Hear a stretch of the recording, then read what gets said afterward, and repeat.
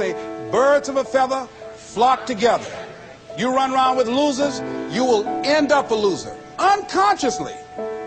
Unconsciously, you will pick up their ways, you will pick up their habits, you'll pick up, most importantly, their attitude about life. If you're around cynical, negative people all the time, you will become cynical and negative. So you got to watch yourself. Many of us are living out the lives of other people, living out their conclusions, living out of their consciousness.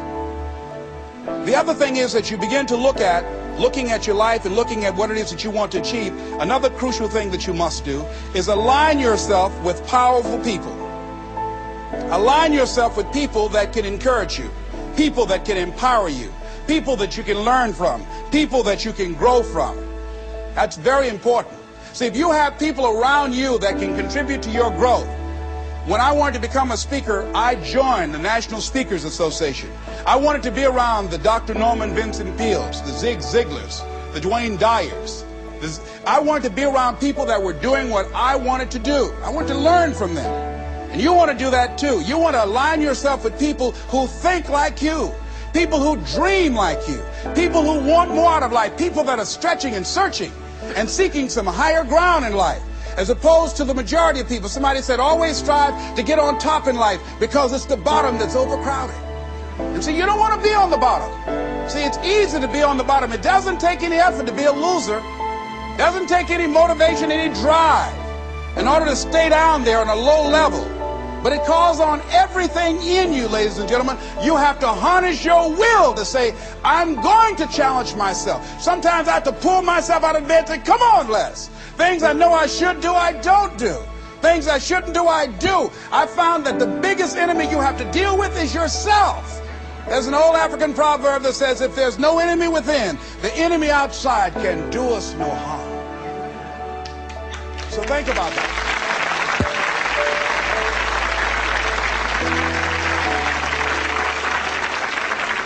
So as you begin to look toward making this your decade, as you begin to look toward making your life different, as you begin to look at yourself, you've got to redefine yourself. Who are you right now? And who must you become in order to create what you want? What has to change about you? What is it that you're doing right now that would be a liability for you? As you begin to look toward the future and take inventory of yourself, what is it about you right now that you've got to leave this behind because this no longer fits? Looking at where you want to go and the kind of person that you must become, the kind of standards that you have for you. What is it that you must do differently? Repeat out to me, please. If you want to keep on getting what you're getting, keep on doing what you're doing. See, that doesn't take an Einstein for that one. All right? It makes sense unless you change your pattern, unless you change the way you're thinking, unless you change your behavior, you're going to continue to produce the results in your life. See, all of us are winners, but some of us are producing results that we don't want. And so all you have to do is look at your game plan, look at your strategy. How is it that you have been being? What is it that you've been doing to produce this? See, you're the director, you're the producer, you're writing the script, you're the star of your life. And as you begin to look at your life, you can decide whether or not it's a smash or whether or not it's a flop. That's in your hands. Look at your life, look at where you want to go. Don't worry about your circumstances. Don't worry about your age. I have a friend who's up in age, over 70, and she wanted to build a multi-million-dollar complex. The name is Dr. Johnny Coleman. Lenders and bankers say, you can't do that, you're too old. She ignored them. That building now stands, ladies and gentlemen, a multi-million-dollar structure. But there are a lot of people who would have listened to that. There are a lot of people that would not have even gotten to that point. They would have talked themselves out of even going down to the bank to ask for it, because they've already said no to themselves. See, it's time now. If you want to make this your decade, you've got to start saying yes to your life. You've got to start saying yes to your dreams, yes to your unfolding future, yes to your potential, as opposed to saying no. See, 87% of our self-talk is negative. So you've got to make a conscious, deliberate, determined effort to say yes to your dreams. Why not? Why not me? Don't spend time like most people going through life complaining. Don't try and get on talk shows and tell everybody how life has done you wrong. Here's what's happening in the audience. 80% don't care, and 50% glad it's you.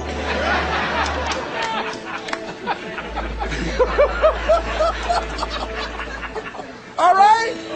So when you know that, you don't go around crying, oh, you know what they did to me? Who cares? Get away from me before they come back.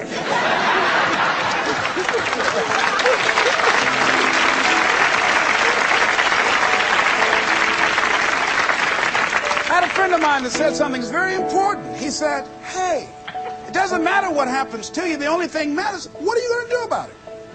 That's all that matters. Okay, life knocked you down. What are you going to do about it? How long are you going to sit there and say, you know what they did to me? How long? Who wants to hear that racket? Use that energy to get up from there and move on and get on with your life. You got to learn to let the past go so you can grow. Many people never act on their dreams because they allow their past experiences to determine what their possibilities are. Whatever you've done in the past, that's not a reflection of your possibilities. That's just a reflection of your consciousness. That's just a reflection of your development and your growth. The future is unfolding for you right now. The future is unlimited for you right now.